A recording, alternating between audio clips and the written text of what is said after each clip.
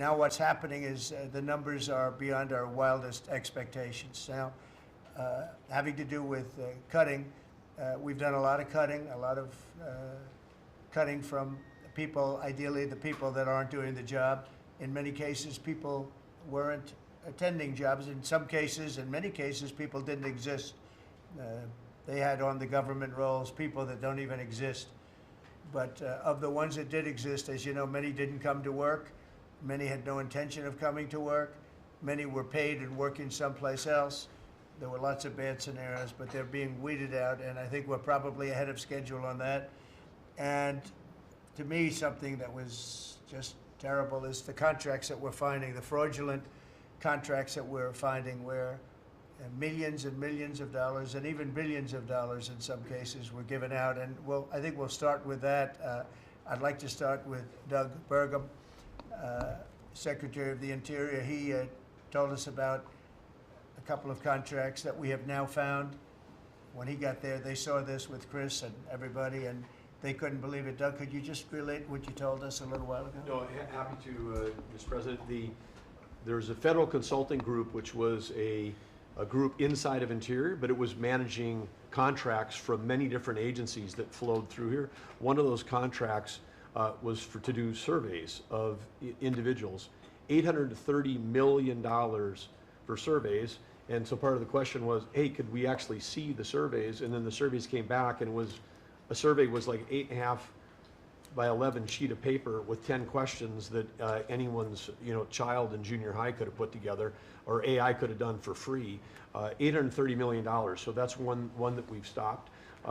And that contract was going out after you were inaugurated, sir. So it was jumping. It's a pure fraud. Yeah. It's a fraud. But we've had many fraudulent contracts that were caught by the work that Elon and his people are doing, and working with our people. It's been brought to light. The fraud, not just waste and abuse, the fraud has been incredible. You mentioned one, Madam Secretary. Well, yes, sir. Well, let me just add to that, and thank you. We just had a wonderful cabinet meeting, all aligned on certainly the effort to realign the government. But even at the U.S. Department of Agriculture, we've canceled a $300,000 contract educating on food justice for queer and transgender farmers in San Francisco. A similar contract we canceled in New York, again, educating transgender and queer farmers on food justice and food equality. I'm not even sure what that means, but apparently the last administration wanted to put our taxpayer dollars towards that. We canceled a $600,000 contract out of Louisiana that was studying the menstrual cycles of transgender men, a $600,000 contract. We canceled another contract out of a university in the middle of the country that focused on getting more diversity, equity, and inclusion into our pest management industry. Again, these are nonsensical. It makes zero sense to use taxpayer dollars to fund these. I know these are just a few examples of the hundreds and hundreds that we have found. Well, a clear case of fraud was with the Small Business Administration, where they were handing out loans, $330 million worth of loans to people under the age of 11. I think the youngest, Kelly, was a 9-month-old who got a $100,000 loan. That's a very precocious baby we're talking about here. We're tackling the fraud, waste, and abuse in the agency. We've seen, hundreds of billions of dollars of fraud go unprosecuted, so we're taking that on. We have a zero-tolerance policy for fraud, and we continue to crack down on it and make sure people are held accountable. And you have a lot of that. You found far too much of it. It's a pure fraud. We like to use the words waste and abuse because they sort of sound good, but many of these things are pure fraud.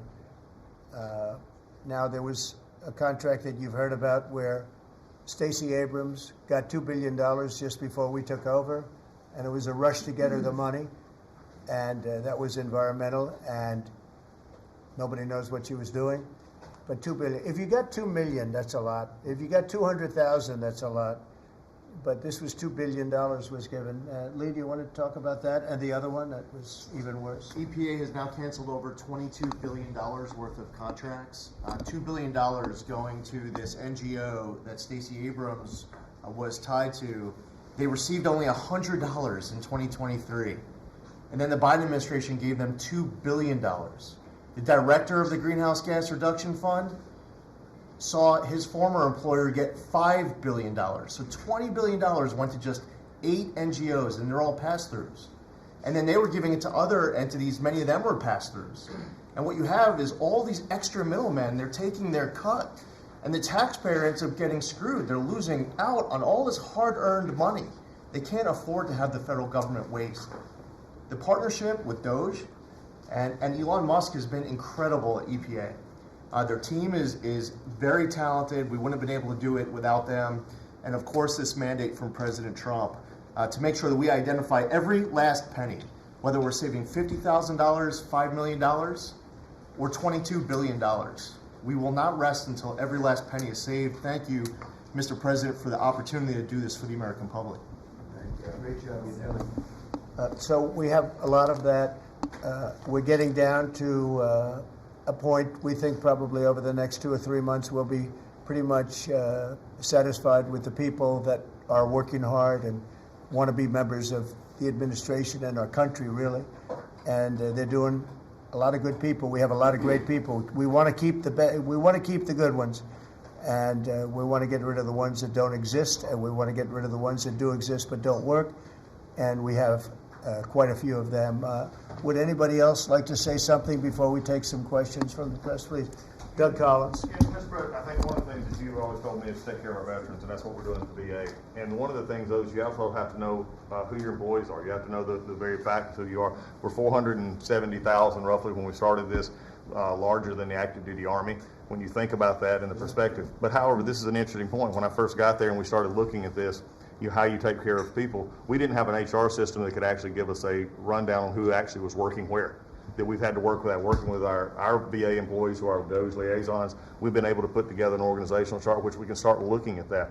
But the interesting part about it is about taking care of veterans, and what you've told me to do is how do we get the people in the right places. And I think when we look at this, GAO has told us we were high risk for years. The previous administration put literally tens of billions of dollars and tens of thousand employees over the last 4 years, and we saw our statistics basically stay the same or go down. Backlogs went up. You know, maybe the question is not money and employees anymore. Maybe it's the organization and how we effectively deliver for the American people. And that's what we're going to do. Well said. And you know, one thing I want to add to it, it is not necessarily a very popular thing to do. You know, you're talking about employment, you're talking about people and the lives of people.